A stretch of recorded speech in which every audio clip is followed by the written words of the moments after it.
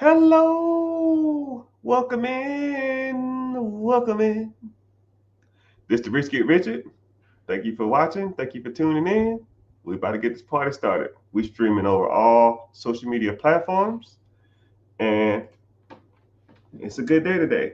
So we're gonna talk about different stuff, different money plays, different ways to make money, different ways on how you can get money, get access to money, get capital, raise capital, grow your capital, and all that kind of stuff like that. Like I said before, we're streaming live on multiple different websites or different platforms: Facebook in the house, YouTube in the house, Twitch in the house, Instagram, Kick, Twitch.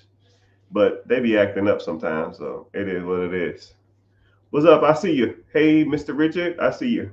What's going on? Welcome in, welcome in. Go ahead and ask your questions. So I always ask somebody on the, um, I always ask somebody, what subject do you want to talk about? And someone asked, um, buying a business versus buying real estate. And once you kind of understand um, the ins and out of both of them, then you can kind of understand what you want to get into. Thanks for sharing my experiences. I'm here for you, man. But yeah, so let's go ahead and get started on that real quick. And then if y'all want to ask questions, the questions will come in, and I'll see if I can answer them. But I try to get to them as much as possible because there's a lot of people in here. I'm streaming over a lot of social media platforms, and it's just a lot to. It's a lot of comments at times. So if you wanted to get into, so let's talk about both of them, right? So let's talk about real estate first. There's multiple different ways you can get into real estate. Um, so real estate, one, it's easier to get into. I feel it's kind of easier to get into, and there's multiple ways you can do it. You can do techniques called bird dogging. You can do a technique called wholesaling. You can do buy your primary home. You can do buy an investment property. You can buy a fix and flip, meaning you buy it, you flip it, you put money into it, force the appreciation, sell it to someone else. Wholesaling means you find a distressed property, you get it under contract, and you assign the contract to an investor. Bird dogging means you find properties for investors. Then you have syndication. Syndication is when you pull money together for other people, and then you go out and buy property. So if you got 50,000, you got 5,000, you got 20,000, you got 70,000, you got 100,000. You pool all those people money together, and you go out and buy property, and then that property is going to bring you in profits from the rent that it generates, and then however much money they put in, you divvy that money up, and then you take a fee on top. Hey, I'm a manager of this, and I want 5% or 3%, but you can get an acquisition fee, you get a fee for buying it, you get a disposition fee for selling it. You can put up your own money so you can get a portion of the profits, and then you get a management fee if you want to do it like that. So then you have total. I mean, and then you can do bandit signs. You can do uh, estate sales, lease options, um, tax deeds. I mean, there's multiple different ways you can get into real estate. So that's why, and I tell people too, if you want to get into real estate, almost just pick your poison, right? Pick something and master it. And once you kind of master that technique in real estate, then you could almost make a lot of money in it, and then you can kind of venture out and do other stuff if you want to do it that way. If you want to be a professional bird dogger, which I know that people out there, that's all they do is go out and find properties for people. If you're an investor and you want to find a property in Detroit, you want to find a property in um, Texas, you want to find a property in Florida, all I do is I go out there and find you properties. And then what I'll do too is, if you want to, you can teach people the ins and out of that area, because you'll be surprised how many people want to invest in certain areas. So, like say for example, I'm not in Arizona, but if you was like a good bird dog guy or a guy that goes out there and find properties for people, I say, hey man, I want to buy some properties out there. Cool. You know the best places to look? No. Okay. Well, I offer. Let's hop on a call. I charge $99. Let's hop on a Zoom. It's like a half an hour. Make some slides on areas that he or she can buy, and charge them $100 just to teach them the ins and outs of the area. That costs no money. Make a slideshow. Have a map of the best areas to buy and sell in that area, and you will look up crime rates for them. You will look up eviction rate. You will look up rent rates, and you can do all this for free, and then charge somebody $100 to teach them how to invest, what the best areas to invest in that area. Charge them $100, $200, $500, $1,000, $5,000. Who cares? Whatever you want. So there's multiple different ways on investing in real estate, buying real estate, and getting into real estate. Okay, so now you have the business aspect of it. Buying a business takes a little more to know the ins and outs of it. One, you can get into real estate without no credit. Just like that bird dog technique, that requires no credit. You don't need it. However, if you bought a business, more than likely you're gonna need good credit. Okay, you're gonna need some type of credibility that you can pay back $100,000, $200,000, $500,000, $1 million business loan. Okay, then you will need to know how to read certain documents. So when you buy a business, there's documents that come with that business, and if you have no clue what you're looking at, you need to learn those type of things, right? P&L, year to date, tax return, and an assortment of things, right? So there's multiple different things you can look at before you buy a business, and then you need a down payment. You can get into real estate with little to no money down, but it's a little harder to get into a business with no money down. So, one, you need to figure out what kind of business you want.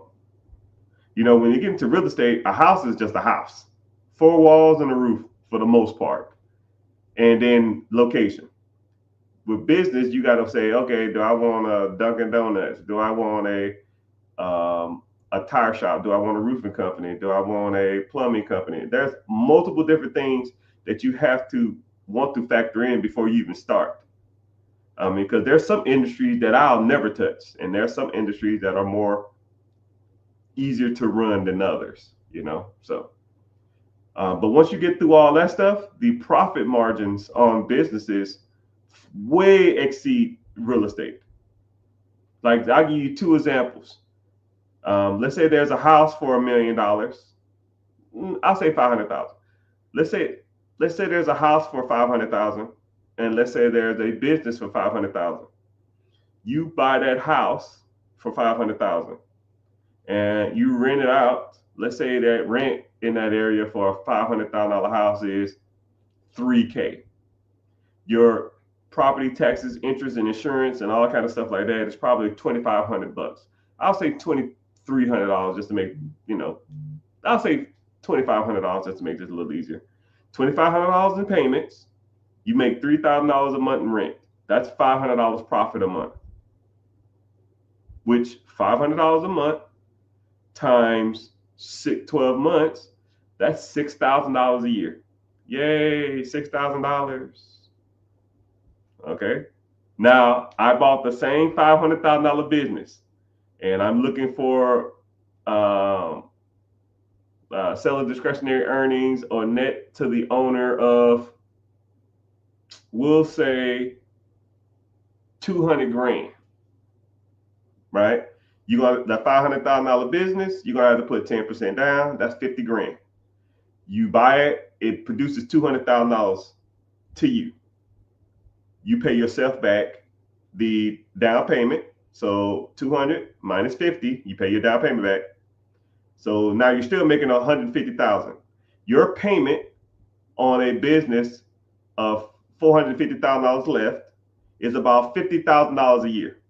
So you still making $150,000 a year. So $100,000, $150,000 minus your 50, you're going to be profiting somewhere in the range of 95 to 105 a year. So I'll, round it to the middle and I'll say $100,000. So you buy a $500,000 house, you'll make $600 a year in profit. You buy a business, year one, you're going to be making about $100,000 a year. Year two, you don't have to pay back your down payment. You're going to be making about $150,000 a year. So people say, well, why would anybody buy real estate? Real estate has another factor in that I really didn't talk about, and that is appreciation. A $500,000 business 10 years from now is still going to be worth $500,000. A $500,000 house is probably going to be worth, in 10 years from now, going to be worth about $700,000. So now your property is going to be worth $200,000 more. So do you want equity and value and pay down, or do you just want cash flow that pays you, give you a check every month? Some people say, I'll take the $6,000 and I'll get the appreciation, I get the tax benefit. Some people say, I want the cash flow.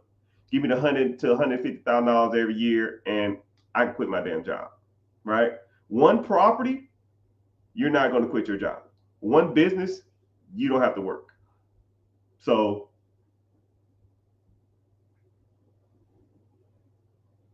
it depends. Now you can get into like 20 properties, then you don't have to work. But one business, you don't have to work. So a lot of people always weigh those pros and cons. I think that's just something that you need to decide. If you want to learn more about this process, I have a free webinar, a free training class called Be Your Own Boss. Click the link in the bio and come to the free class. It's Wednesday, 9 p.m. And then we weigh the pros and cons, right? And in our discussion class, we always talk about which one would you rather have, and I talk about the benefits of both, which I think you should have both. Because say if you did buy a business and you are making $100,000 to $150,000 a year and you only need $60,000 to live, now you have an excess of what, $80,000, $90,000 a year. Well, what you gonna do with that money? You need to start investing in other stuff. You can't just go out and ball out and live your best life. No, that ain't the game. The game is to get as much assets as fast as you can that produces you money. A lot of people I'll mentor or I'll talk to, they'll get a business and they're like, yo, man, I'm chilling. I'm like, no, you keep your foot on the gas. You keep going until you make so much money that it would almost be comical for you not to stop working. Right. And that's where I kind of was at. I mean, I was making decent money, really good money for years.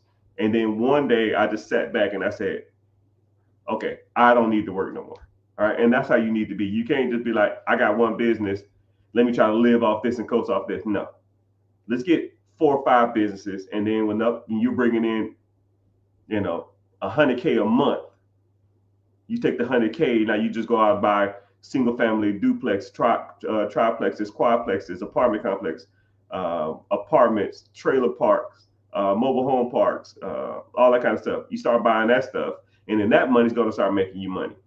And then when that money comes in, then you start investing in ETFs, mutual funds, stocks, bonds, whatever. And then that money will start paying you dividend, and that'll start to make you money. And then you start setting up like trust for your kids and your grandkids and your kids' kids and your kids' kids. And now you're sitting on stockpiles of investments in the stock market, stockpiles of real estate, stockpiles of businesses, and they all feed each other.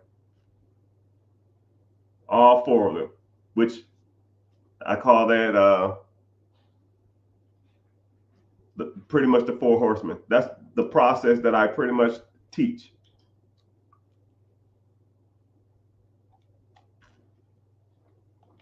That's the process that I pretty much will die on a hill on for the rest of my life. It's pretty much been proven throughout time to work. Someone said, is this your first stream? No, man, thank you for following. I see somebody on Twitch. I always try to stream. I just come on here and talk for, an hour and some change, and then I'll get off. One thing about social media, I don't know if you ever really get into like hardcore streaming. Some streaming platforms don't like you to exceed 2 hours. It's almost like it's not good for the metric. I don't know. So I always try to do at least up to 2 hours. I probably want to do 2 hours today, but yeah. But that's a good question. Welcome in, Twitch. I don't see how people get so many followers on Twitch. I don't know how they do it. I guess they just stay live all day long. I don't know. I don't know how they do it. I got like 6 followers on there. It seems like everybody on there just want to talk about Kai and Speed or whoever the hell is on there. Someone said, "What's some good stocks to invest in?" So, my guy, you have multiple different options when it comes to individual stocks. You have obviously individual stocks, then you have collection of stocks, which are mutual funds, and then you have ETFs, then you have index funds, and then if you want to get into crypto and stuff like that, you can get into that too. But it all, there's tons of stocks that do good. I tell people who don't want, it's either you can sit back and try to watch it and see how it does, or you can just put your money into something and set it and forget it. If you want to set it and forget it, mutual funds, ETFs, and index funds is the way to go. If you do want to watch it, there's just search. I would do the top stocks in the S&P 500. The top, let me see, the top probably 20 stocks. You know that the top 10 stocks in the nation make up 40% of the stocks. I want you to understand that, what I'm saying. I'm going to say it again. The top 10 stocks in the nation makes up 40% of the holdings of the nation. Meaning, the Big 10 makes up 40% of the stock market. So if 40% of the stock market is 10 stocks, if these multi-millionaires and billionaires keep their money in it, if it's good for them, it's good for you. And a lot of people always say, "Yo, what should I invest in?" No, this ain't what I think. Don't overthink this. Don't make it emotional. Where's the money? Follow the money. If 40% of all the wealth in the stock market is in 10 stocks, put your money there. And since we got a lot of people in here, go ahead and start naming what 10 companies you think they're in. Okay? What are the top 10 stocks bought and sold that makes up 40% of all the stocks in America? What are the top 10 stocks in America that's being bought and sold in America today? Crack, crack, crack, crack, oh, da, da, da, da, da, oh. Baby, grind on me. Someone said Apple. Someone said Amazon. Someone said Microsoft. Someone said NVIDIA. Someone said Apple, Google, BlackRock.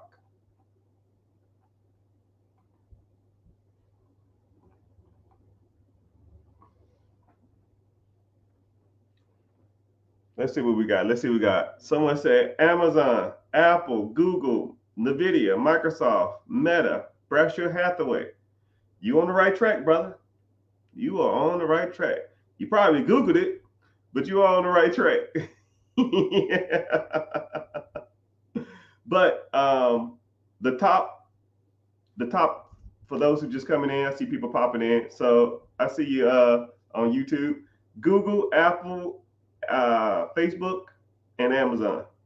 So like I heard Amazon multiple times, I heard Apple multiple times, I heard Facebook multiple times, I heard NVIDIA multiple times, I heard Meta, Berkshire Hathaway multiple times. If y'all already know the answers to the test, y'all should be getting 100%. First of all, but I will start naming some of these off. So number 10, is a company called Bradcom. Yeah, Bradcom.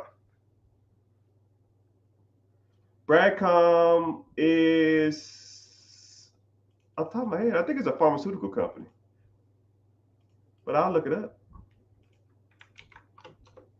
I think it's a pharmaceutical company. Or a telecommunication company. I can tell you in 5 seconds. It's an IT company. Cool. IT. Bradshaw Hathaway. Sorry. Bradcom is a IT company. Number 9 is Alphabet. Alphabet C. Alphabet C. So for those who don't know, Alphabet is so big. Alphabet is Google. Alphabet is so big they break it up. So it's not really. So Google is so big they break it up into 3 different companies. You have Alphabet A, you have Alphabet C, B, and the Alphabet C. Meta is so big it's broken up to 2 companies too. It's called Meta A and Meta B. Bradshaw Hathaway is so big they broke it up into 2 companies, Bradshaw Hathaway A and Bradshaw Hathaway B. And I'll break that down for you for those who don't know. So Google is so big they break it up into 3 different companies, and they call it Alphabet. Alphabet A, B, and C. Alphabet A is search engine optimization.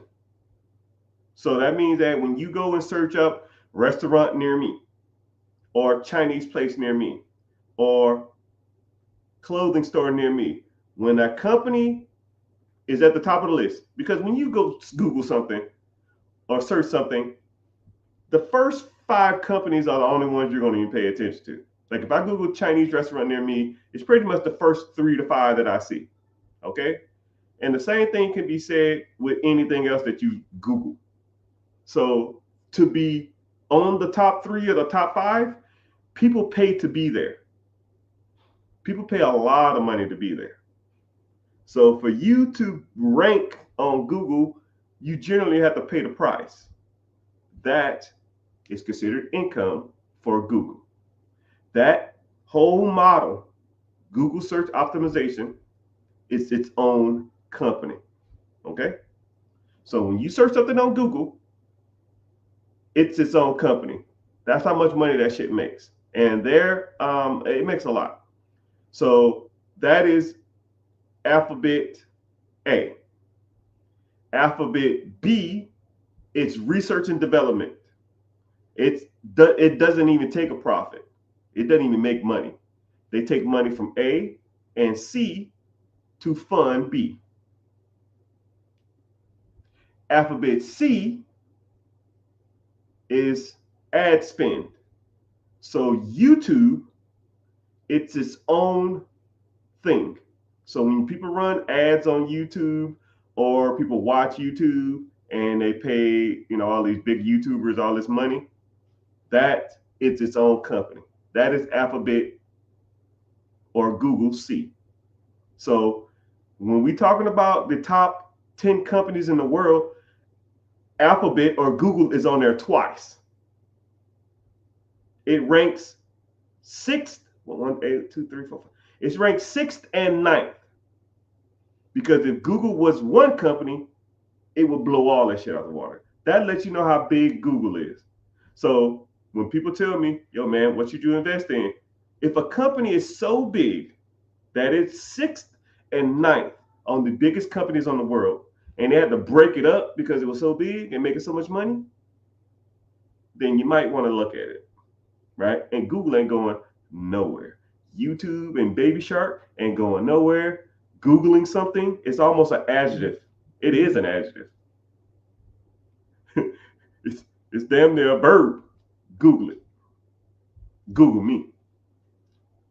That's how big it is. It ain't going nowhere. No time soon, at least. So what I want you to understand when I say this is Google is 9th. Next is Bradshaw Hathaway. B. Remember, A and B. A, research and development. B is the everything that they do, insurance and all that kind of stuff. They do insurance and train. They have a train company and stuff like that too, but I'm not gonna get into it. Number 7, Tesla. Number 7 on the biggest companies in the world. Tesla, this is how big Tesla is. Tesla wasn't even on the top 500 list about 5 years ago. Now it's 7. It's crazy how that works. Now it's 7.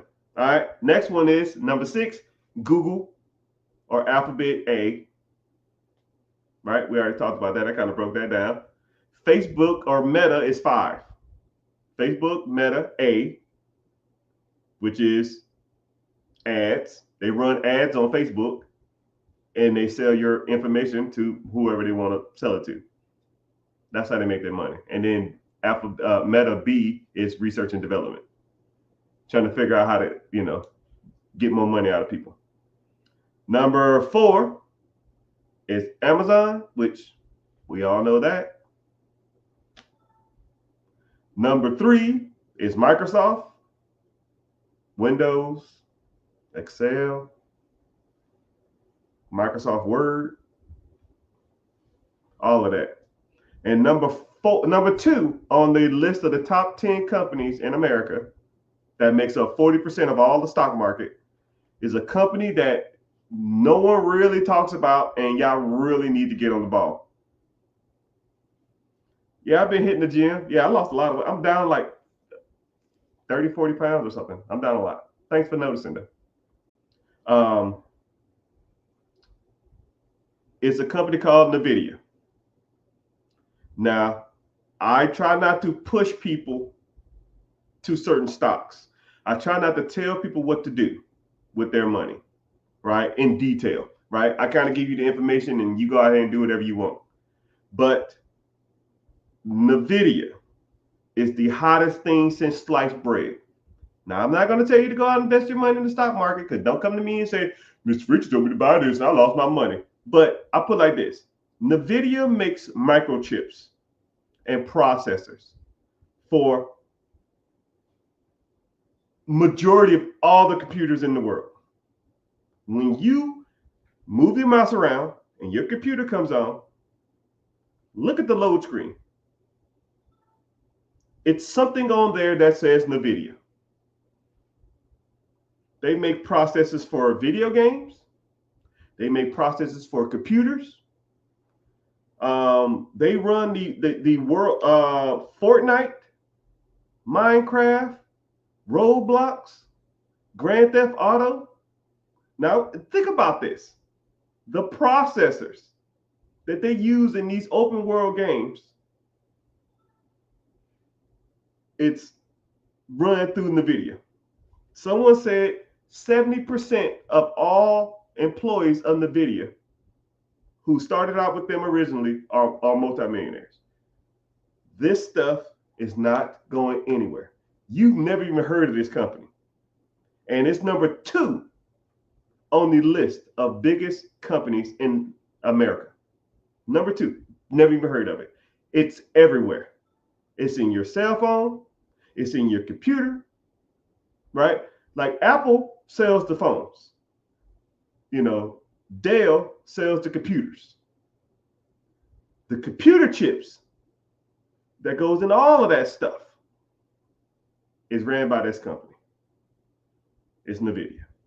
Just throwing it out there. I'm not saying, I'll put it like this. If I teleported myself 50 years in the future and the Terminator was running around shooting people with lasers, and I smashed his head open with a brick, and I pulled the microchip out of his head, I would bet my last dollar it said NVIDIA on it. That's where I think, that's how big that company is going to be. Okay? If you go to the future 50 years from now and you see a robot and you smash his head open, it was talking to you. Hello, sir. Facial recognition. How you doing, Mr. John? Hope your day is well. Smash his head open. Look at the microchip in his head. $5 to say NVIDIA. My last dollar to say NVIDIA on it. I'm not going to put that much emphasis on it. I'm just letting you know that that company is huge. And you might want to get some skin in the game. I can't tell you to, you might want to. And the last but not least is, you named it, Mr. $2 trillion valuation. And it is Apple. My Apple stock that I bought in 2015 is up 6,000%. I want you to think about what I'm just saying, man. I bought Apple stock about 11 years ago. I'm up 6,000%. And the only reason I bought it is because I was watching TV and they did an experiment. What they did is they put cell phone users in a room. They put a Samsung, what all the different phones that was out there, and they put them in a room. And then they came and brought 3 different users of Apple, and they set them across from each other. And the 3 people with Apples would like play on their phone, and they would talk about how cool it was. Man, I got the latest and greatest Apple iPhone. I got this, I got that, I got this, I got that. And they would just look at the person in front of them. And it was just like, they wouldn't even say anything. They would just look at their phone and then just keep talking about their phone. And the person who didn't have an iPhone was so subconscious or insecure about their phone, they literally put it up. They didn't want their phone to be out. They didn't want their phone to be seen in front of other people. When a market or an ideal of something, an inferior product, can hypnotize people to think that that product is the best thing in the world, they're not going anywhere. Just like when I said I said earlier that my computer was acting up, and someone said get an Apple. People are brainwashed when it comes to this product. It's almost the equivalent of Jordans. Almost, right? People love the ideal of Michael Jordan so much that they will wear Jordans for the rest of their damn life. They will wait in line. I've seen people waiting in line to buy Jordans who are 50 years old. You are a grown adult waiting in line to buy a pair of shoes for a person who does not give a shit about you, supporting them, and you will never meet them. But the idea behind the latest, the greatest, the first ones to have something, it's a metric that you cannot judge. And if people are willing to do that, people are willing to wait on the street for days to get a product, I'm with it. You know, you own the phone, I own the stock. You own the shoe, I own the stock. You own the car, Tesla, I own the stock. And you think that you are cooler for owning the product. I think I'm cooler for owning the stock. And I'm not trying to belittle you, and I'm not trying to make fun of you, and I'm not trying to, hate. It's just the reality of the situation. 5 years from now, them Jordans ain't gonna be worth crap. 5 years from now, your Tesla is gonna be depreciated. 5 years from now, you probably won't even have that same iPhone. 5 years from now, my Tesla stock then doubled, my Apple stock then doubled, and my Nike stock then doubled. Now, who winning now? Now you just gotta go back and buy more product. You gotta go back out there and buy a new Tesla. You gotta go back out there and buy a new phone. You gotta go back out there and buy some new Jordans. And you know what I do? Makes me more money. And then I'll buy me a new house. Thanks. It's your money. Shit. But it is what it is. So, wow, there's a lot of people on here. So, let's get to some preguntas, questions. Rapid fire, man. Just shoot the questions away. I see you, Instagram. I see you, Facebook. I see you, YouTube. I see you, TikTok. So whatever questions y'all got, let's get to them. Someone said assets over liabilities. Always. Always. Like, I try not to buy depreciating assets. I try not to, but I'm almost to the point where I've done so well in my life that I can almost start to like do things that I've always ostracized for years. Right? I hated car payments. I hate cars in general. You really don't need them, right? You mean you need them, but you don't need to be like the latest and greatest. I need a 2025, 26, 27. Get you a little 10-year-old indestructible box made in Japan, and that thing will get you everywhere for the rest of your life.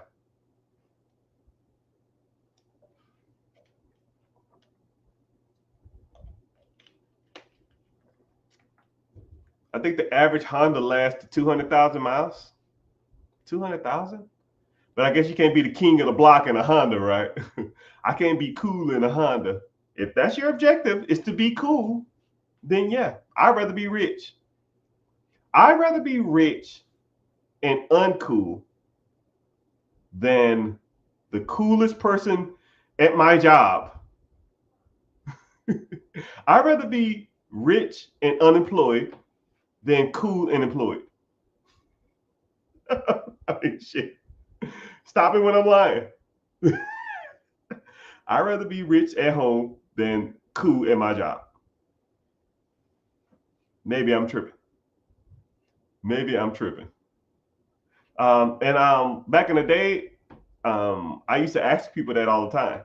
I said, I want y'all to do this scenario in your head too. And I said, if I gave you $100,000 cash, however, for 1 year's time, you could not dress up. Like, you couldn't wear like nice clothes. You have to wear like old dirty sweatpants or pajama pants or t-shirts. I don't care if it's a wedding. I don't care if it's a funeral. I don't care if it's a party. I don't care. You have to wear attire that doesn't look pleasing to the American.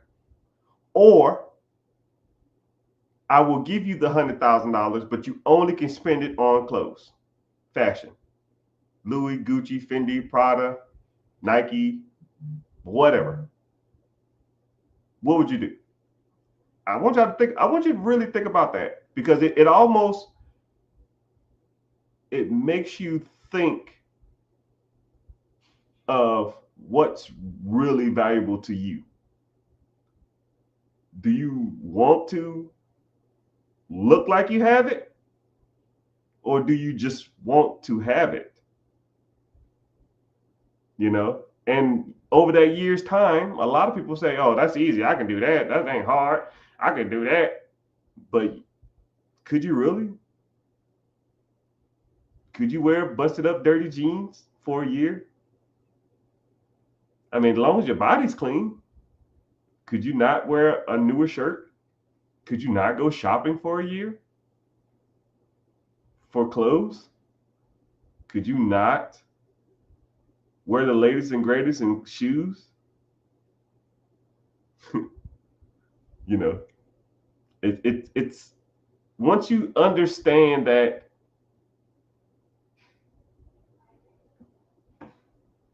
there is power in presentation, but there's just as much power in the having the money and not being able to show it. You'll meet a lot of rich people. If you started like really getting into this money thing, you'll meet a lot of wealthy and rich people, and none of them will show their wealth. And a lot of times when I meet people and I see, oh, you got a Hermes belt, you got the Gucci on, you got the Louis, you got the Dolce and Gabbana. As soon as I see them, I already know. Unless they have unless they're bringing in some serious dough, I can already tell. I mean, you can put $10,000, $15,000 down on a Lambo. You can put $15,000, $20,000 down. Hell, you can put $5,000 down on a Rolls Royce and make $3,000 payments. You can't fake that stuff. I mean, you can fake that stuff. But when you go to people's houses with Lambos and they live in regular houses, or they have an Escalade, or they have a G-Wagon and they have regular houses, you know where the money's going. Or you see people in the nicest clothes in an apartment, you know. I always tell people, if I could turn your house upside down, if I turn everything in your house upside down and put it in one big pile in your driveway, and if everything in that pile is more money than what you have in your bank account, you are messing up in life. I want you to really think about that. If you don't listen to shit I say the whole time I'm on here, just listen to that. If I took everything in your house, okay, everything in your house, and put it in one big ass pile, a pile of stuff, clothes, TVs, video games, shoes, stuff. It's just things. Big old pile. Put it in the driveway. Throw your car in there too. A big old pile of stuff. If I add up all that stuff that's in that driveway, and I say, show me your bank account. If it's more, if that value of that crap in that damn pile is more than what you got in your bank account, you are seriously messing up in life, people. Right? And I'm not trying to belittle you, and I'm not trying to make fun of you. I'm not trying to ostracize or criticize you. You are messing up in life. Your life revolves around consumption. You're just buying shit that gives you really no true value, and you're just collecting stuff to essentially or inevitably one day be piled in the middle of the damn driveway and give you no value. Now, this is where it gets good too. Let's say you did add up all that stuff. Let's say you took your couch, your TV, your radio, your shoes, your clothes, your purses, your watches, all of that shit, right? And you went and added it up in the driveway, right? Let's put it at $50,000. Could you sell all of that shit right now for $50,000? Could you sell your TV for $50,000? Let's say your TV, you bought it for $500. Could you sell your TV right now for $500? I'll wait. Those Michael Jordans you wait fucking 3 hours in line for, you paid $400 for it. Could you probably sell them for $400?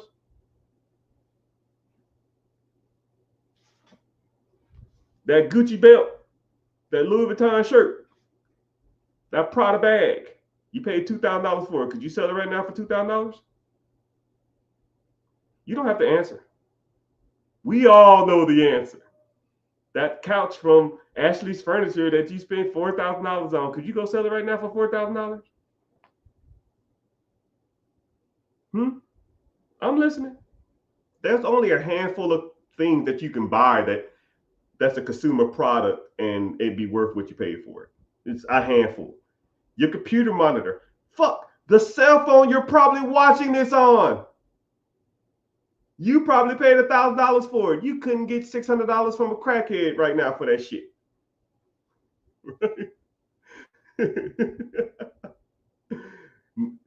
Watches is one of them, right? A good watch you can always sell for about what you paid for it, right?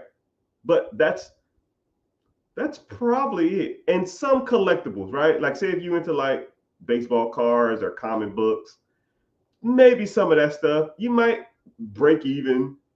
You might even lose a little bit, but for the most part, the majority of stuff, I want you to think about that every time you go and slide that fucking credit card or slide that debit card. Man, in 3 months, will I still want this shit? Or in 3 months, will this still be providing me value? Probably not. A lot of shit in people's houses don't do anything. It's just there. It's just there. You don't need all that shit. You know? Especially if you don't got it. Like if you bringing in $500,000 a year, be my guest. You bringing in $200,000 a year, from a business or real estate, be my fucking guest. What's up, man? I see you. Yeah, I'll get to you. I'm on live. Yeah, so I want you to think about that. You're spending all the money. So let me get this straight. You go to work probably for close to 10 hours a day, probably close to 11 hours a day. So you wake up, half an hour to get ready, then an hour to get to work, then 8-hour shift plus an hour break. So that's 9 hours. Then an hour to get home because traffic always works when you get home. So you spend 11 hours a day to go buy a whole bunch of shit in your house that don't give you value, that's worth half of what you pay for it, if not less, just to tell people you have it. That's the game, people. That's your life. That's what you here for. That's what you go work 11 hours. You wake up out of your sleep to get ready to go drive, to do a job that you fucking hate, work with people that you don't like, and listen to a boss who don't know what the hell he's talking about. To fight traffic again for 11 hours out of your 16 hours a day you're awake, just to buy a whole bunch of shit that ain't worth what you pay for it. I figured it out, people. I'm writing a book on this. I figured it out. That's the game. And then one day, if you in your apartment or whatever, and then you can't pay the bills, that you lost your job, boom. Can't pay your rent, they throw you out your apartment or whatever, throw you out your house.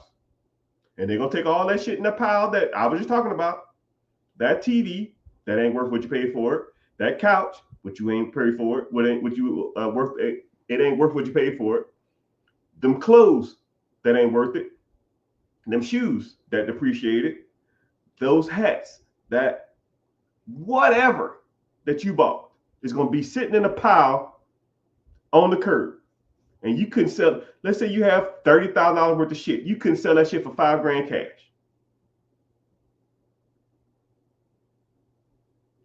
I could come to your house right now. Let's say you say, yo, man, how much would you sell everything in your house for? Well, I paid about $30,000 for it. Cool, I'll give you $3,000 now. It's probably worth about 90% of what you paid for, about 10% of what you paid for it. Right? But let's say you start buying some real assets. Say you took your check and you bought a house. You paid $50,000 for the house. How much that house gonna be worth in 5 years from now?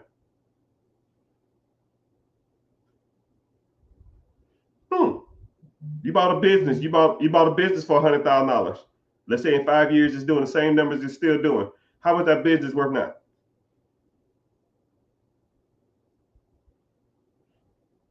I just named the top 10 stocks: Apple, Nvidia, Microsoft, Amazon, Facebook, Alphabet C, Tesla, Berkshire Hathaway, Broadcom. You bought any one of those stocks. Those top 10 stocks make up 40% of the stock market. You bought any of those stocks. 5 years from now, what are they worth? I bet damn sure it ain't gonna be 90% of what you paid for it.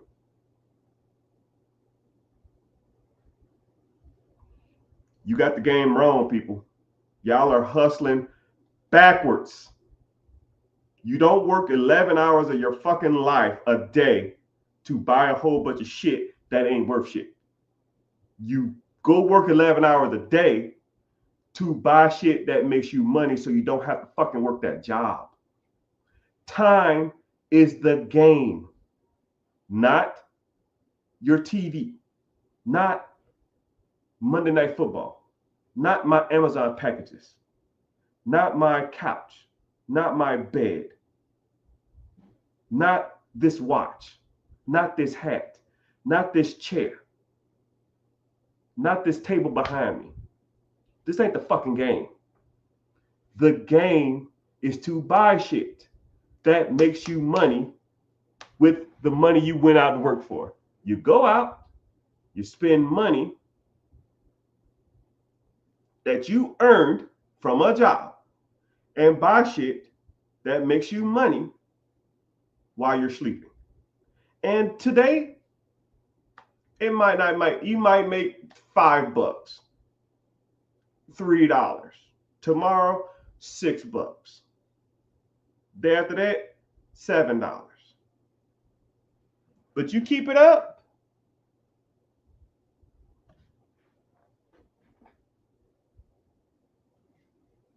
You keep it up. You bought $100 stock in those companies. It might make you $2 today. It might make you $4 tomorrow. It might make you $6 the day after that. And it might just keep on a little by little. But you'll look back. You bought one house here. You bought a little small business here. You bought some stocks here. And one day you'll look back and you're like, damn, I remember when I was making $4 a day on this damn stock. I remember I was making $3 for a week on this one stock. I remember my rental property was making me $400 a month. Then I just kept buying more property. I remember when I bought my first business, it was making me $3,000 a month. I saved that money because now I understand that buying junk ain't it. So I saved that money. I saved the money coming in from the stocks. I saved the money coming in from the business. I saved the money coming in from real estate, and I bought more real estate. I bought more businesses and bigger businesses, and then I bought more investments. And then one day you'll just look back on it and you're like, damn, my Apple stock made 7,000%. That's crazy. But I don't even care about what my stocks are doing because I'm making money because I kept buying property. I'm making more money because I kept buying businesses. So once you understand that a lot of the stuff that you're doing this is controlled by you. It all starts with your mindset. It all starts with what you are doing to get ahead. Thank you for the follow on Instagram. I see you. You have to start looking at your money as the tool, not as a means to live. You can't look at it like that. You don't work to live. You work to produce you income to buy your time back, because time is the game. And I tell you what, if you can do this for the 5 hours that you're awake outside of work, if you can start side hustles, you can start investing here and there, start getting into real estate, start getting into business ownerships. If you can do that in the 5 hours a day and you start making good money, once you do it enough to make enough money than your job, we can kick the job goodbye. And now, instead of 5 hours a day, now I got 16 hours. Now, if you was making enough money to quit your job on 5 hours a day, imagine what you can do with your whole day. Your whole day is devoted to making money now. All right, and everybody who know me, I was in the United States military for 22 years damn near. I was sleeping probably 3 or 4 hours a night. I got up at 4 in the morning. I would go and drive an hour to get to work, do my 9 hours, sometimes 12 hours. I'll drive an hour back home. And then as soon as I got in the door, from 4 to like 1 in the morning, I'm working on buying real estate. I'm working on buying businesses. I'm working on learning more about investments, with some good stocks to buy in. I'm doing my side hustles. I'm going out here and flipping TVs, couch flipping, whatever I needed to do to make extra money. Because when that money came in, I didn't go out and buy grills. I didn't go out there and buy necklaces. I didn't buy Hellcats. I just took that money and I went and put it in more money. And then one day I just sat back and I said, well, shit, I'll make more money doing this side hustle stuff and businesses and real estate than I do at my military job. So I got out the military. And now I had all of that time to make money. And then the first month, this is what's crazy. I was probably doing 50, 60, $70,000 a month while in the military. When I got out the military, instead of me spending 6 hours a day, I had 18 hours a day. My income damn near quadrupled. It was astronomical because I had all day. I had all day to devote towards making this money. And if you have discipline, you have a little bit of drive, and you have some want, and this stuff is doable, people. Anybody on here listen to me, all of this shit is doable. But you got to want to learn the processes, you got to want to commit, and you can't slack off. Okay? You can't slack off. All right. So let's get to some questions. I got on the rant. I apologize. But if you want to learn more about these processes, I do have a free class. It's on Wednesday, 9 p.m. EST. It's called Be Your Own Boss. Be there or beware. Ha ha ha ha ha ha. But yeah, we talk about and no slacking. Yeah, no slacking. We talk about buying businesses. We talk about buying real estate. We talk about investing. We talk about credit. We talk about business credit. We talk about business credit. We talk about hybrid credit lending, credit stacking. Man, we talk about a lot. But yeah, just come check it out if you're interested. If you're not, it's all good. So somebody said, would you buy a franchise or a non-franchise business first? I like the way you asked that question. Someone said, would you buy a franchise or a non-franchise business first? So a franchise, so you got to take consideration. Franchise businesses are they're like done for you. Okay. So it's like, okay. So I'm gonna have a subcategory of a subcategory because I'm gonna talk about non-franchises, then I'm gonna talk about franchises like a little more in depth.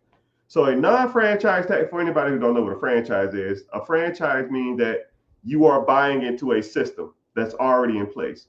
So majority of restaurants, let's say Subway has a franchise tag. That means that you buy a Subway, that means you already have the systems, the teams, you have all of that stuff in place, right?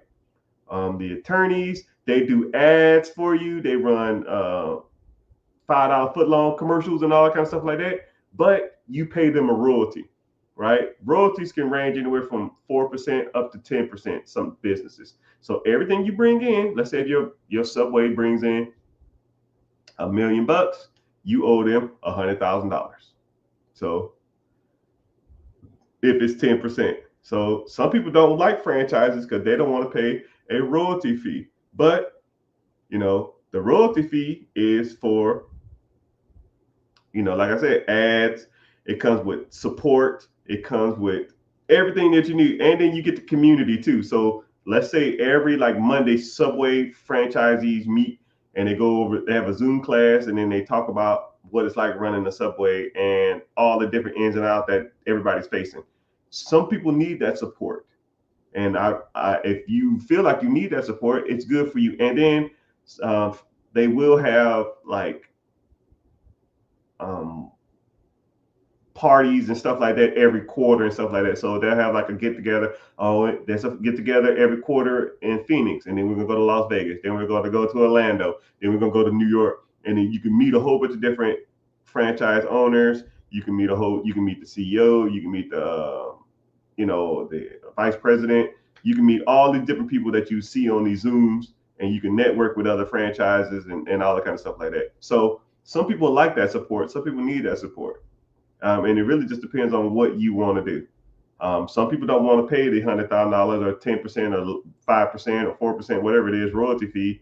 But with that royalty fee comes a lot of support. It should come with a lot of support. If you have a franchise, some franchises don't give you shit. And I'm not an advocate of those. I would look into, if you wanted to get into franchises, one, I would not build a franchise. Like, hey, you pay your franchise fee of 10 grand entry, and then here's a loan. You go out there and build you a restaurant, and then you start collecting money.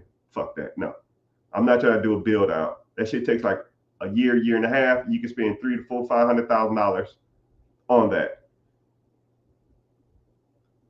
But if I was to do a franchise, I would do something that already exists. It already has a store. It already has a location. I'm just taking over the ownership from someone else, and you just got to reach out to the franchisee, the franchise, whoever the franchise is, and you got to get approved. Which, how hard is that? It's like a job interview. If you can hold a vernacular for more than 5 minutes, you can pass. Can't be that hard, right? All right. Someone said, what platform is it hosted on? I have a time available. I need direct on what to do. Yeah, it's on, I don't even remember the platform, but I think it's an event, web event, something like that. But click the link in the bio. I think the guy who asked is on Instagram. Go to the bio, click, and it'll say be your own boss. Just sign up there. I think it's like your name, your email, and your phone number, right? And I don't sell your information. I don't do any of that crap. So I don't do any of that crap. Someone said, what about car washes? Okay, cool. Car washes is good. But there's 3 different types of car washes. If you want to get into car washes, there's self-wash, like the quarter ones, and then you have the drive-through ones, and then you got mobile detailing. Mobile detailing means that you go to someone's house and you clean their car. That's on the rise, but it can be a little pricey. If the drive-through ones is one everybody wants, you drive through and then you vacuum your car out yourself, you charge $10, $15 a person. A lot of the bigger companies are sucking all them up, but you still can make money on the quarter ones too. Like you go and you put your quarters in and you hand brush yourself. So it really depends. It's easier to get into mobile detailing and the quarter ones. The bigger ones are kind of saturated from the bigger companies. I think whenever hard times hit for people, if there's a recession coming up anytime soon or ever, I think that a lot of people gravitate away from the drive-through $10, $15 one and just go do the ones themselves for $5. But car washes are going to be here forever. They're not going anywhere. Mobile detailing is like a luxury. So if there's a recession or people not spending as much money, the mobile detail will probably drop down significantly. But people who can afford mobile detail don't really care about a recession. So it just depends. Good question though on the car wash. So you almost got to pick whichever one you want. If you want to get into the ones that you drive through, and those are expensive, but you still can find some. There's some mom and pop ones still along. Where can I find funding for small businesses with no capital? Well, congratulations, sir. Welcome in. That's my specialty. So a small business with no capital, you need a no doc loan. So that's one of my specialties. That's what my funding company does. So if you want to learn more about the process, like I said before, click the link above or click the link in the bio. Just go to my homepage, click the link. It'll say be your own boss. Sign up there, and I'll break down that process of how to do that. But you need to have proper structure to do that. And a lot of people will go to the banks and they'll ask for, I need a small business loan. Just like he or she just asked, they said, I need a small business loan. Small business loans require you to be in business 2 years, and you need the proper documents, and you need the proper income to get a business loan. But you can do what's called a no doc loan. No doc loans, you can get business funding or business lines of credit and business credit cards. And a lot of times, the way I try to teach people is you can do what's called a 0% interest. You can do no payment for 0% interest for like 2 years or something like that. And now it reduces the amount of interest you have to pay. And then you can take your business from a small business to a medium-sized business or a large business, which I don't like the term small business, right? You're never small, right? You just need more customers, right? But yeah, you just need more money coming in. But yeah, so come to the free class and Yeah, we can help you get loans. I help people all the time. I just helped a guy raise $80,000 like a month ago. 80 grand, one bank. We went to one bank. They gave him $80,000. No docs. No money out of pocket. We told him do this, do this, do this, do this. 1 week later, he had 80K. Now that 80K can, what could you do with an extra $80,000, right? A lot. So I want you to let you know that there are people out here that's doing this type of stuff. And for those who don't, who need some proof in the pudding, right? Lines of credit, people. Lines of credit. Stacks of them. I always show people this book, and they're like, yo, they got books for credit cards? Yeah. You'd be surprised how many people have credit. And this is not even what's in my wallet, nor what's in my safe. My safe has the Saturnian Black Platinum, which is unlimited spending. I have no budget on it. They literally say, it was crazy when they said, yo, you qualify for a Saturnian Black. And I was like, okay. It's like, yo, that's a big deal. And I'm like, okay, sure. All right. And then they like, yeah, when you going to be home? I was like, I don't know. Why? It's like, yeah, we got to bring the card to you. I was like, you got to bring the card to me. They're like, yes. Okay, I'll be here. And they said, we have availability the next day at like 2 p.m. I should have recorded it.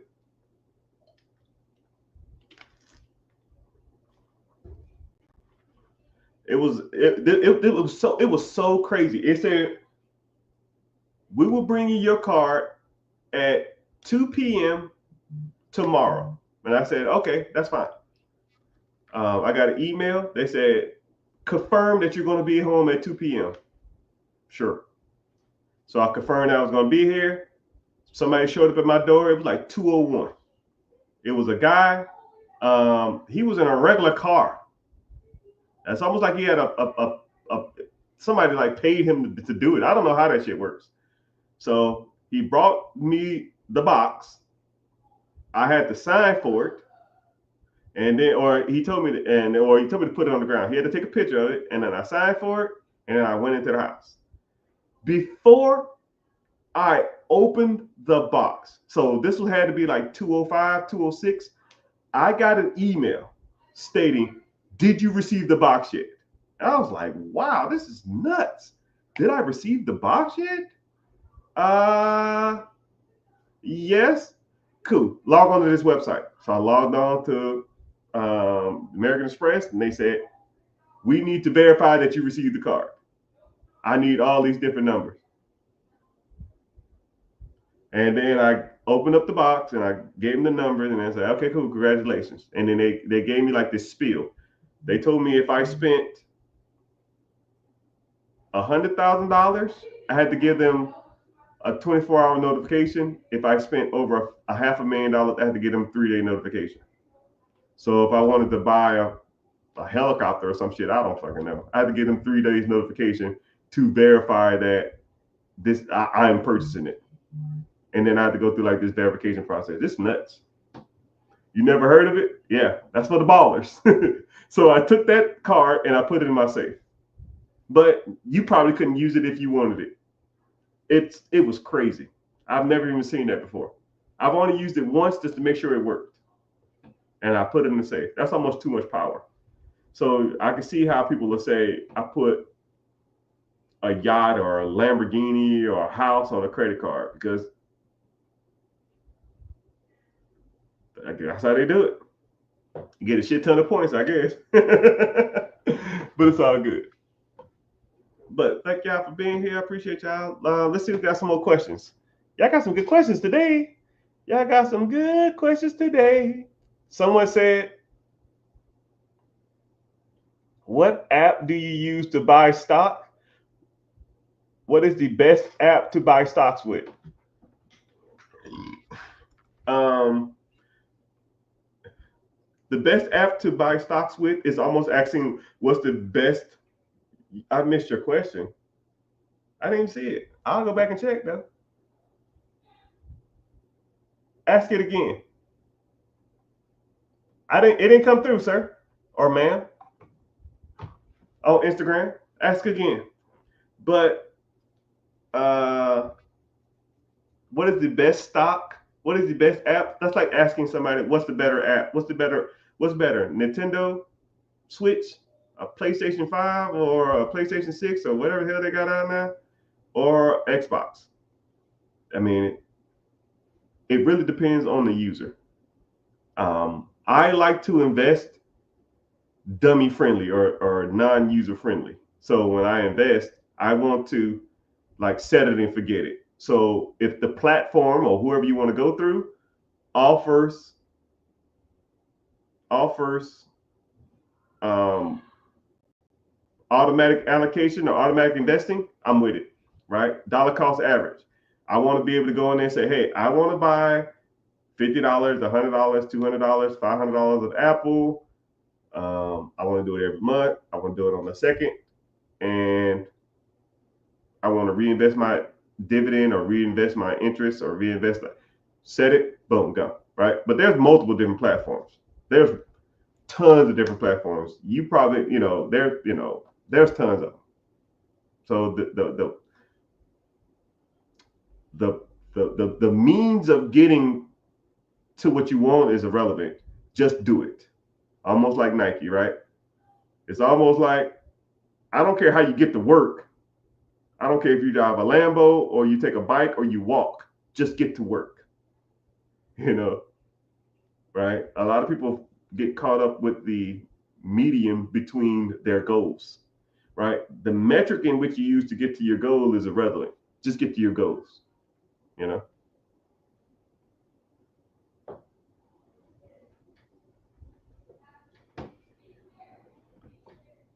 Oh, I missed other people's questions. I didn't see any. I already asked. I answered.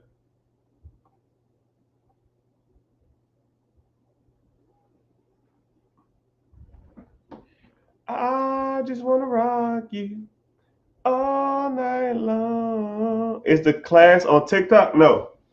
Click the link in the bio. If you're on TikTok, click the link or click my profile. Go to my profile homepage, click the link, and then join. It's called Be Your Own Boss. And then click there and then go from there.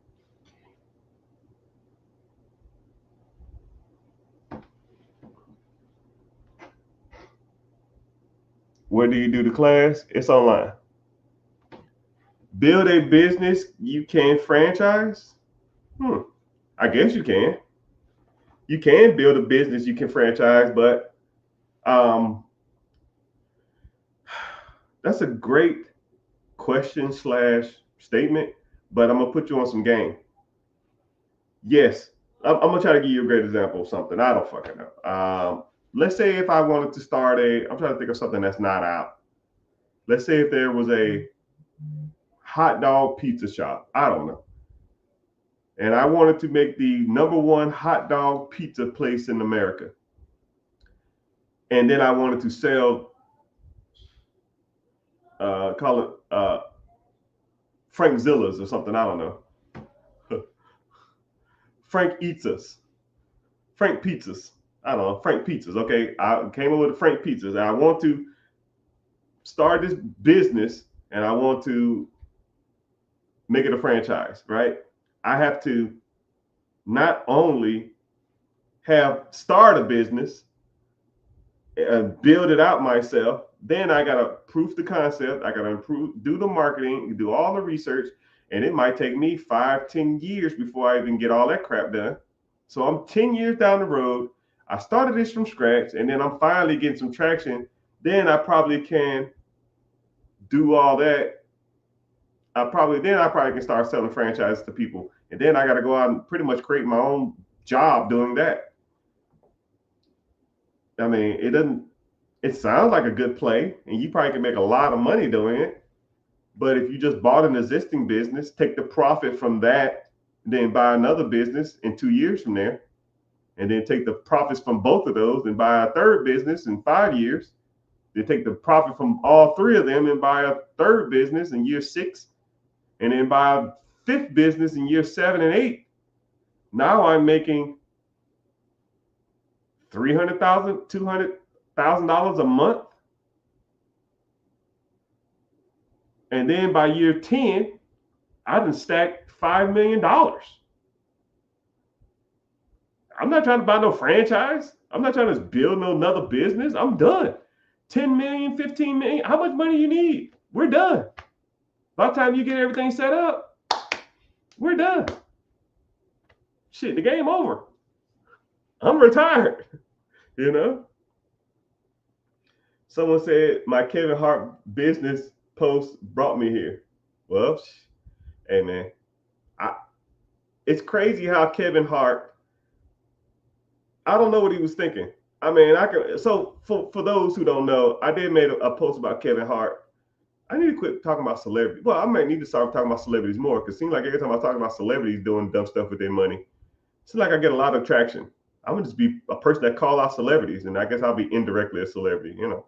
That's what, in all honestly, that's what 50 Cent did. If you really truly think about it, 50 Cent just called out everybody in the rap game, and he became the #1 rapper doing it. Right? It's crazy how that works. I might just need to start calling out people on their money, because just because you're a celebrity or you're rich doesn't mean you make smart financial decisions. So Kevin Hart started a vegan, plant-based food chain. I don't know how many stores he had. I think he had like 8 different stores in California. But 2 years later, it crashed. He could have talked to me. He could have paid me $500 and talked to me for 5 minutes, and he'd have pitched his idea, and I'd have said, yo, bro, that's the dumbest thing I've ever heard in my life. One, you don't have a proof of concept, meaning you don't even know if people want the shit. How the hell are you going to sell somebody something that they don't even want?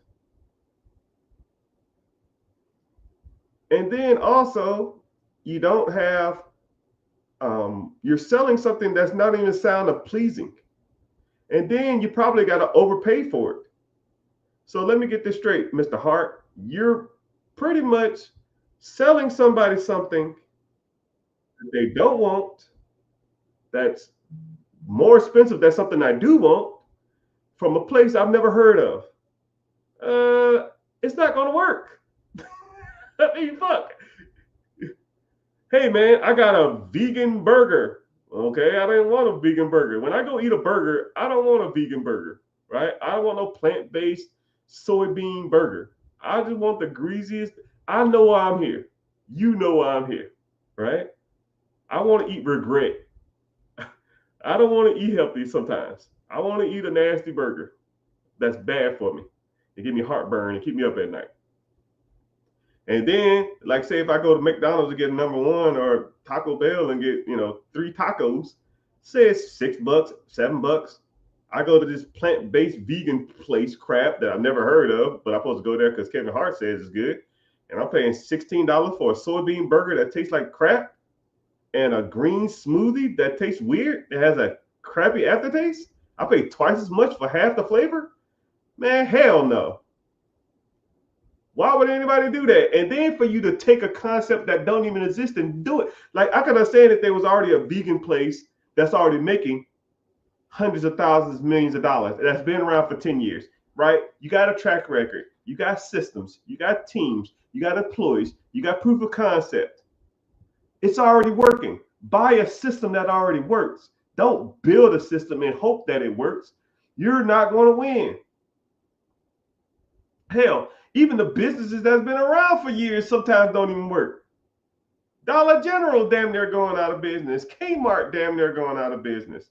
What else? What other businesses nowadays are going out of business, right? There's tons of them that just ain't making it.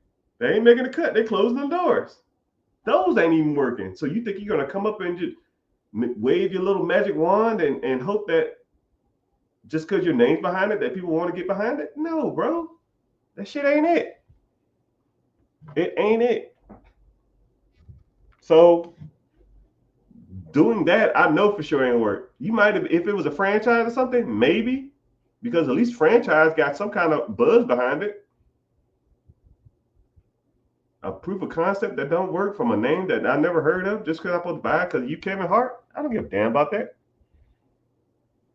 I don't care about that. Someone said, what are my thoughts on Acorn? They okay. Like I said, the platform you use to invest is irrelevant. Just invest. Like someone saying, yo, man, what's the difference between you like Brooks? Do you like Nike? Do you like, what type of running shoes do you like to run in? Bro, just go run. You worry about the wrong thing. Go run. The ones you got on, they hurt your feet. Do some reviews, then go buy some new shoes. Right? Let's get some shit popping first. Let's get some stuff popping. Ain't buying the turnkey business risky? Hell, everything's risky. Buying Apple stock is risky, right? Everything has risk. There are just ways to minimize the risk. Now, if I put it like this, someone said, is buying a turnkey business risky? Okay. Let's say I bought a turnkey business that's a year old. Is that risky? Now, let's say I'm gonna keep using sub shops because it's easy. Let's say there's a sub shop that's a year old, turnkey, that's making you $100,000 a year. Now, there's another sub shop 5 miles up the street, and it's 30 years old, that's doing $100,000. Which one you think is less risky? They both got risk. Which one is less risky? The one that's 30 years old or the one that's a year old? Come on, people. Use your head for more than a hat rack. So things like that help you minimize risk. Okay? Of course it's 30. It was rhetorical too. You didn't have to answer. I know the answer. So 30 years of a business that's been around is less riskier than the one that has been open for a year. They're both risky. Which one is less riskier though? All investments has risk. Your job, kind of my job, is to teach you how to minimize the risk, how to buy assets where you don't lose a lot, or hell, don't lose at all. We all take L's though. Anybody that's been in this money game for a decent amount of time, all take L's. We all take losses. Hell, I just got one of my apartment units, somebody didn't call in a leak, and it leaked behind the shower enclosure, and it corroded and fell down. It is $3,500 fixed. We all take L's. Did I want to pay $3,500 to fix the flooring of an apartment complex, of a unit? No. It's just part of the game. We all take L's. How to minimize those risks is what I and you should learn, or what I teach. What's crazy about that is I must be a decent coach, or I must be a good mentor, because you just learned that getting an aged turnkey business is less riskier than getting one that's not aged. Hell, I can teach you 15 different lessons right now about what makes a business risky and what makes it not a risky business. I'll give you another one real quick. Let's say there's two businesses. Yeah, you know what? I'm not going to do that. Nah, I don't feel like getting into the deeps of it. But good question, though.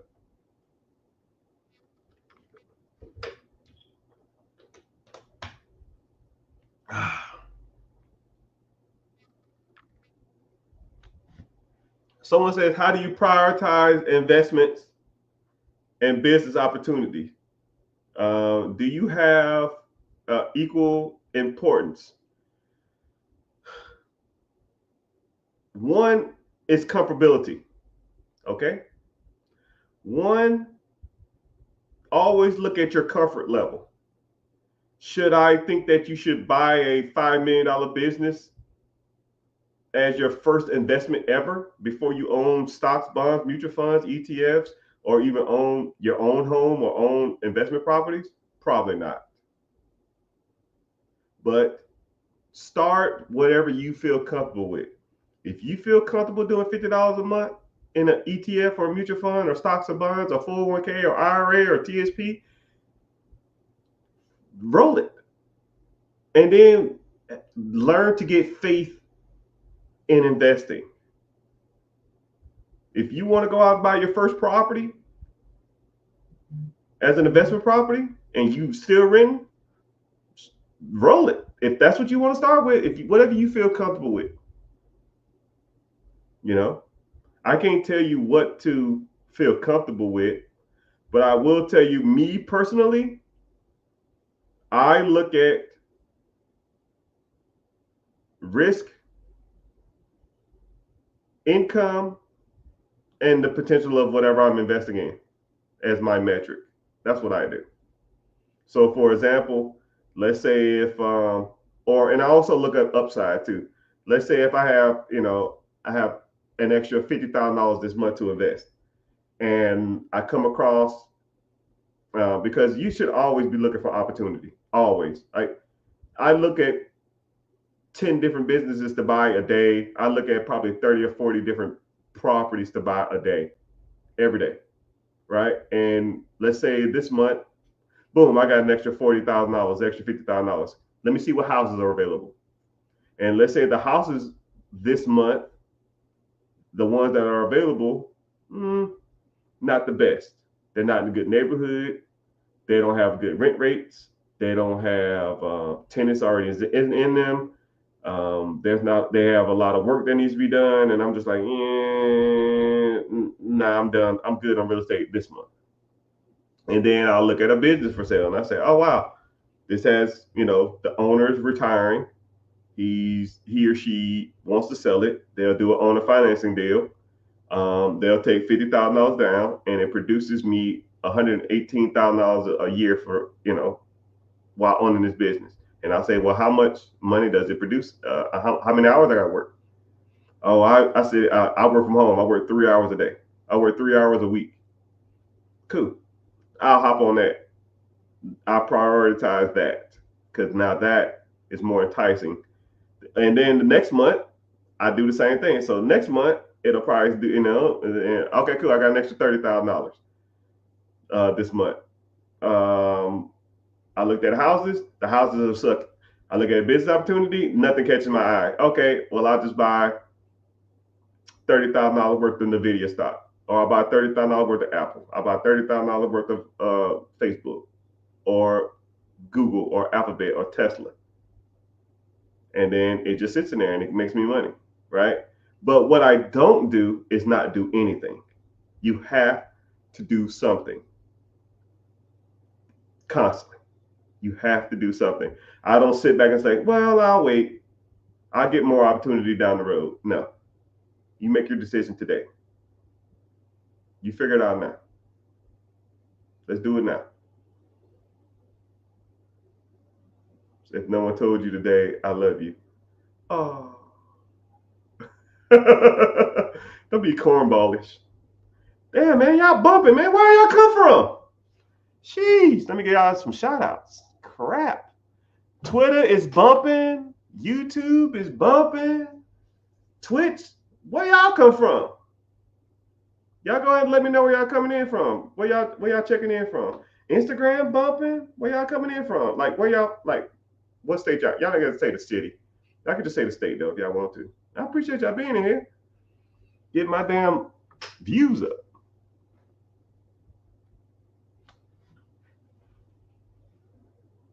Someone say, how do you have time to run so many different businesses if you also run an education business? When I can. Dallas in the house, I see you. solar roof cleaner. I don't know what that is. Appreciate it though. Philly in the house. Philly is a good place for real estate and businesses. I think lived in, if I had, if I had to move anywhere to start investing, if someone said, "Hey, Mr. Rich, I'm gonna start you from scratch, $0, and you can move. I'll move you anywhere in the world, but you got to make it work in like 6 months." I personally think Philadelphia would be. It would be on the short list. Philadelphia, you can work miracles. The housing is cheap. A lot of mom and pop businesses, a lot of tight knit community. I hate the weather, but you can get access to capital. You're close to multiple major cities, multiple major states, and even if you want to do, even if you didn't want to do business in Pittsburgh, Pennsylvania, you can go to New Jersey, you can go to New York, you can go to Virginia. I mean, you got opportunities all around you, man. Philly's a sleeper, man. Right? It's a sleeper. The cost of living is kind of cheap. Housing, you can get a house for 60, 70 grand. That's damn near turnkey. Philly, Pittsburgh would be on the short list too. I would literally go to Pittsburgh and have probably 50 properties in 6 months. Easily. No money. Zero in my pocket. Give me a $500 gift card and a pickup truck, and I will have 100 properties in Pittsburgh in 6 months. Easily. Pennsylvania is a sleeper. That's just my personal opinion. Illinois in the house. Illinois is good too. Some parts of Chicago, some parts of North Illinois. That Naperville area is kind of rough, but it's kind of expensive out there. But you can find some good deals in Philadelphia and Illinois too. Texas is good. One thing about Texas I like is Texas is a owner. It's a owner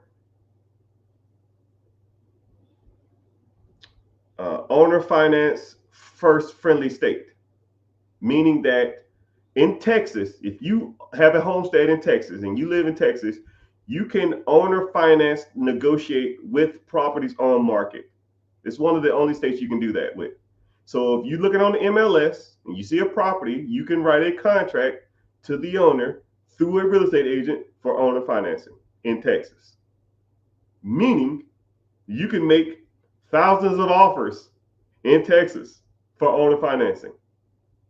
Let's say if I went out and I go to Zillow and I put in properties under 150,000, and I say, hey, every property for $150,000. I email the agent. I say, yo, I want to put $10,000 down, and I'll pay you $700 a month until this property's paid off.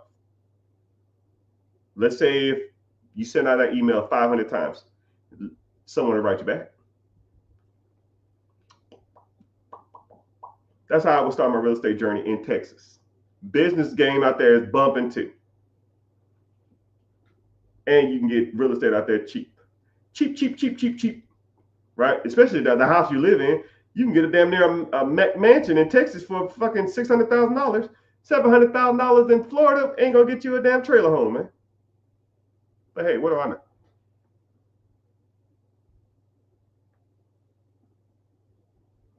I wanna rock it. I just wanna rock you.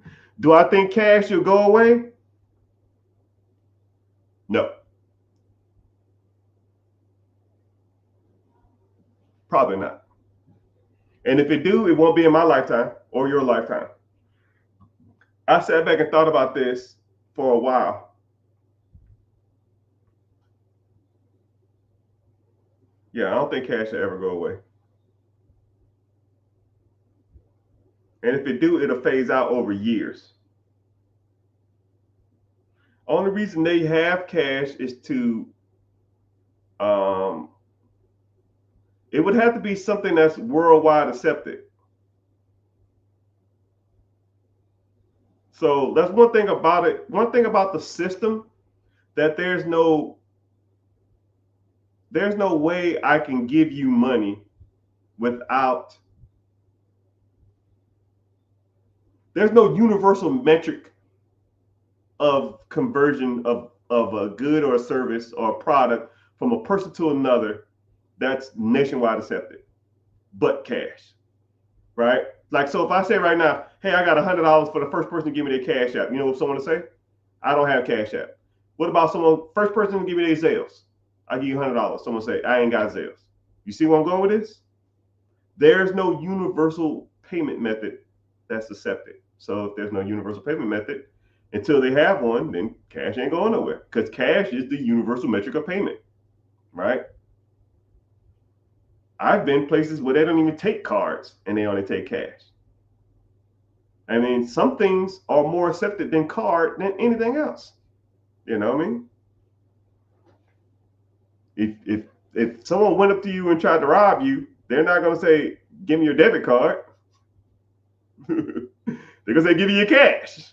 It's just the way it is, you know, because it's worldwide accepted. What's happening, brother?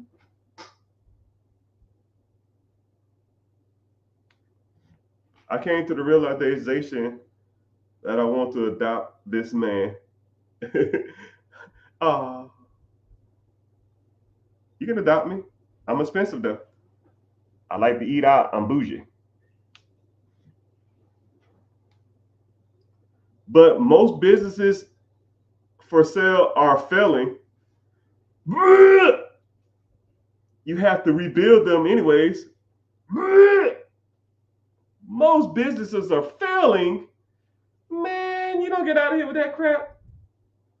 There are mom and pop businesses that's been around for 20, 30, 40 years. You ever been into a place and it's like an old person working there? They got a cash register, be like, chugoo, chugoo, chugoo, chugoo, chugoo. They don't have a website. They don't have no POS system, point of sale system. You don't find them on Google. It's all word of mouth. You telling me those places are failing? They've been in business for 40 years, 30 years, 20 years. Those places aren't going nowhere. Hell, if anything, you can make them better. You don't have to rebuild. You can just build on them. You can add modern cash register system. You can add debit cards systems, a point of sale system. You can add them to Google to make them recognizable on Google. You can add websites. You can take online orders. That's not a rebuild. That's a value add, my brother. That's a value add, my brother. Would Chick-fil-A be a good franchise to own? Well, first of all, you don't own shit. You're just a glorified manager of Chick-fil-A. So this is what they do. Chick-fil-A you put down $5,000, and then they'll interview you, and then you got to meet their Christian values and shit like that. And what they'll do is they'll go to like Wyoming or something like that, and they'll build a Chick-fil-A. And they'll say, okay, we have 20 Chick-fil-A's available this year. Everybody in this room, all 20 of y'all qualify, you can be the manager of our store, right? And we do what's called a profit share. Whatever the store brings in, you get a cut. So like say if the store brings in $1 million, you get 20% of sales or some shit like that. So you make $200,000. You're buying into the business, but they own the store. They own the location. They put up all the money. You're just managing their process. And then if you was to pass away or to die, you can't give that shit to your kids. It goes and they sell it to someone else. They give it to someone else to manage. And then what's crazy about that too is that you can't own anything else while doing it. So let's say you're bringing in $200,000, $300,000 a year, and you want to go out and open up another restaurant, or you want to go out and start a roofing company. You want to go out there and buy a franchise lawn care business? Wrong. Not under Chick-fil-A's umbrella. Your whole livelihood revolves around Chick-fil-A. If you want to do something outside of Chick-fil-A, you go do it by yourself. They're going to fire your ass. And they'll bring someone else into the system. But some people will be content making $100,000, $200,000, $300,000 a year, and be a slave to that system. You're in there working open to close every day, 6 days a week. But that ain't the game, people. Remember, the game is time. You want to buy your time back. If you're making $300,000 a year, but you're working 16 hours of shifts, what's the point? I would rather make $100,000 owning my own business that I work 3 hours a week than making $300,000 working 16-hour days. Right, people? Time is the game. Understand that, and that should be your goal. And Chick-fil-A, you don't own shit. You're a slave to that business. You can't do shit else, and you're just making a wage. You're just a glorified supervisor. So, to Chick-fil-A, no, thank you. What could I do if I had $100 to start the day making money? $100. Free cycling. Free cycling is free, people. Free cycling. I would start free cycling. Free cycling is go to Facebook Marketplace, search a square radius in your area of 20 miles. Search the word free. Anything that you feel like you can sell to somebody else, go get it. Go pick it up. Go clean it up. Take better pictures. Put it right back on Facebook for $100 plus a $50 fee to deliver. Now, a lot of people are like, man, that shit don't work. Bullshit. I did an experiment with my community. I made $800 in 2 days. $800 2 days. I got a 75-inch 3D TV, a washer and dryer. What else did I get? Not a treadmill. And it was one other thing. I don't remember. Washer and dryer, I got for free. I sold that for $200 plus $50 shipping. I sold the TV for $300. Actually, I put $400 on there. We agreed on, I did $400 plus $50 delivery. They agreed on $300 plus delivery. But $300 free dollars for a TV that I possessed for a day that I got for somebody for free? Come on, dog. I don't remember the other the treadmill. I think I got like $100 plus $20 delivery or something. I don't remember. I made about $800 in 3 days. I started it on a Friday. I was done by Sunday afternoon. Technically, it wasn't even 3 days, right? I started Friday night at like 11 p.m. Sunday, I had $800 in my pocket, and I went out to dinner with the fam and spent $800 on the meal, just to prove a point, to show you that this can be done. You know? Someone said, what are your thoughts? What do you think about gas stations?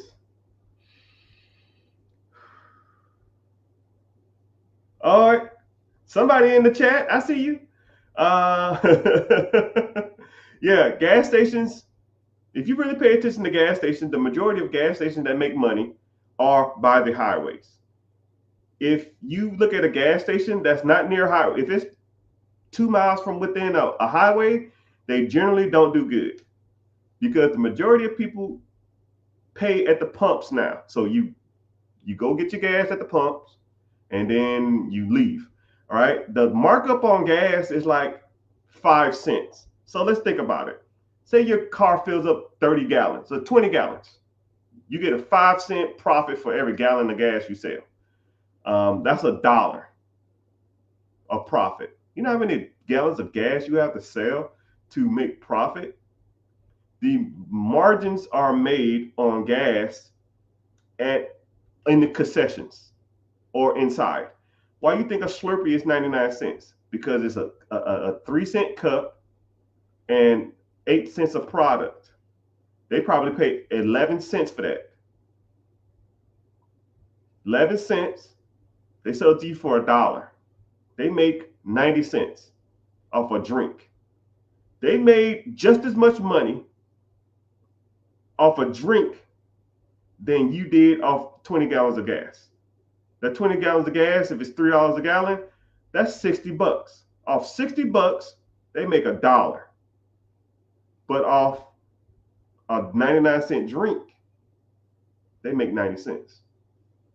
So I want you to think about it like that. So gas stations, like think about like Buc-ee's. Buc-ee's don't make shit on their gas. Buc-ee's makes money from you going in there and buying $8 brisket. Buc-ee's makes money off of you buying their t-shirts. Buc-ee's make money. You go to their fountain machines and they're selling their fountain drinks for the big gulp for $1.50. Shit, they spent 10 cents on that cup and 5 cents on the drink. So they make $1.50, 15 cents in cost. They make $1.30. That t-shirt cost them $3 to make. They sell it for $15.99. They up $14 from a t-shirt and a drink. But you buy $20 worth of gas, they only make $1. The money is in the concessions and in cigarettes and in lottery tickets and donuts. That's where they make their money at. So yeah, the gas just pays for the overhead. The gas just pays for itself. The gas pays to run everything. You want to start making profit? Start selling shit in your shop. That's why you ever go to a gas station and they'll have t-shirt. You ever went to a gas station? It's almost like they sell more shit than just gas. They sell food. They sell liquor. They sell t-shirts. I've seen a gas station that selling Xboxes. I've seen a gas station that sell, yellow jackets, contraceptives, just all kinds of shit because they make their money off of not gas. You ever went to a gas station that didn't even sell gas? It was like a convenience store. They had the pumps, and then they ripped the pumps down, and now they just sell like a little corner store because the money is in the services or in the products, not in the not in the gas. But we learning here. We learning, people. We're learning. Texas in the house, South Carolina in the house. I made a small fortune in South Carolina. A small fortune. Someone said I want to do a roller skate. If I would do a roller sink, I can't even talk. Roller skink, I can't even talk. A roller rink, I would do an existing one, and I want clientele that's been there for years, and I would cater to adults. I wouldn't want kids coming there and tear my shit up and shoot my place up.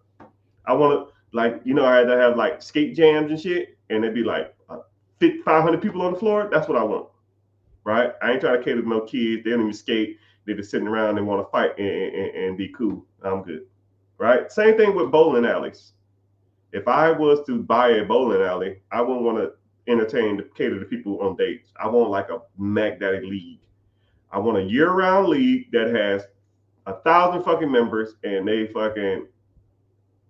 do a different league event every quarter, and that will pay for everything and some. And then people who just come in there randomly to do like random date night and stuff like that and family night, that's just an afterthought. That's just extra money.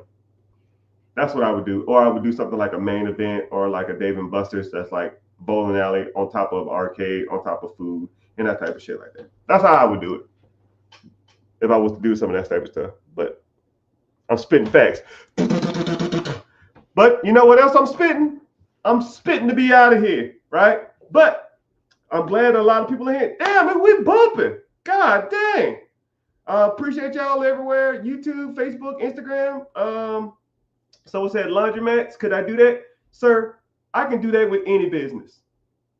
Laundromats, car washes, roofing companies. I can do it. That's what I do. That's why we're here to learn. I can break down any business that you want me to, and I give you my opinion on it, right? But my opinion ain't everything. But a lot of people like insight on this type of stuff. If you like insight, if you like this type of stuff, if you want to learn more about this, you want to learn more about investing, you want to learn more about credit, building credit, business funding, you want to learn more about buying businesses, FTT businesses, franchises, you want to learn more about investing, stock market, mutual fund, ETFs, 401k, IRAs. Whoa! Thank you. If you want to learn that type of stuff, come to the free webinar. It is Wednesday, 9 p.m. EST. And learn more about all these processes. Go to the link, sign up, and I'll come on there and then we can talk about all this different stuff. You want to learn more about these processes? I'm being there and we can break some of this stuff down. I'm looking forward to seeing you there. And if I don't, just at least make sure you're following on the platform that you're on. And at least follow me on YouTube. That's the only platform that pays me to be here. So I really appreciate it for those who checking me out on YouTube. But someone said, what can I do with 10 grand? Man, that's easy stuff. Light work. But come to the free class. Link in the bio. Sign up. I'll see y'all there. Zane.